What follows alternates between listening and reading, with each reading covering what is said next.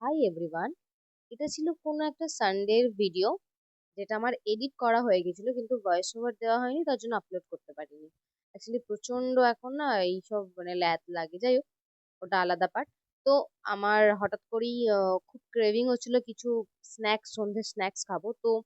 আর আমি সেই সময় ইনস্টাগ্রামে রিলস দেখছিলাম, তো ওখান থেকে একটা আমি আমাদের হাওড়ার ডুমুরজলার ওখানে একটা সিটি বক্স আছে, সম্ভবত সিটি বক্স নাম। ওখানে আমি একটা ভিডিও দেখি, ওখানে খাবারগুলো খুব টেস্টি ছিল, তো তার জন্য আমি বেরিয়ে পড়বো ভাবলাম। তো এই যে আমি রেডিও হয়ে গিয়েছি।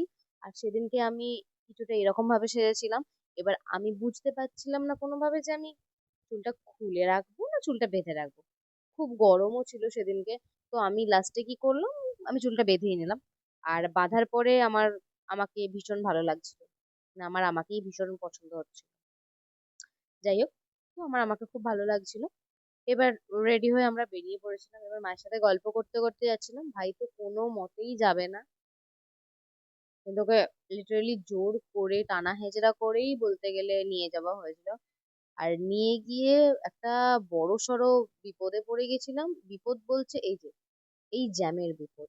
মানে আমাদের পুজোতেও বোধহয় এত ভিড় হয় না রাস্তাতে, ডুমুরজলাতে সেই রবিবারে যে পরিমাণে ভিড় হয়েছিল, জ্যাম হয়েছিল, মানে পা গলানোর জায়গা নেই, তোমরা জাস্ট ভাবতে পারবে না এত ভিড়। আমি তো ভেবেছি আমি কোনো রবিবারে অন্তত আর আমি ডুমুরজলায় যাবো। যাই হোক, তো ওই জ্যামে থাকতে থাকতে তারপরে আমি চলে এসেছিলাম এই যে সিটি বক্সে। আর এখান থেকে আমরা ফার্স্টে অর্ডার করেছিলাম। তো তার আগে আমি একটু চারিদিকটা দেখিয়ে নিই, দেখো কতটা ভিড় হয়েছিল। তার মানে বুঝতে পারছো খাবার দাবার কতটা ভালো হয়। আমি সত্যি বলছি, খাবার দাবার খুব ভালো হয়। আর তোমার অ্যামাউন্ট অনুযায়ী, মানে খাবারের দাম অনুযায়ী খাবারের কোয়ান্টিটি ইকুয়াল, ঠিকঠাক, কোনো অসুবিধা নেই।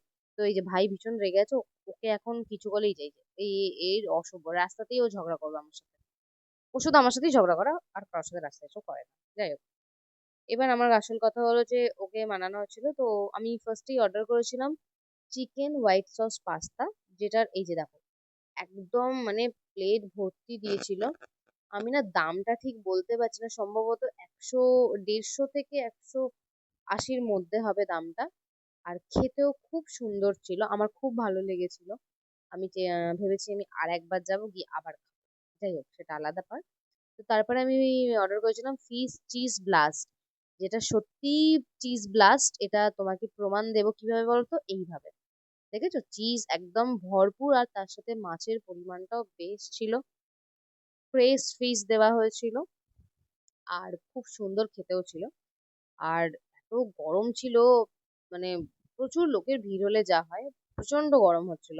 আর খেতেও খুব সুন্দর লাগছিল। তো যাই হোক, তারপর আমাদের যেটা আসল কাজ ছিল, যেটার জন্য বেরোনো, আমাদের কিছু বা- বাজার করার ছিল, আমরা তাই কদমতলা বাজারে চলে গেছিলাম।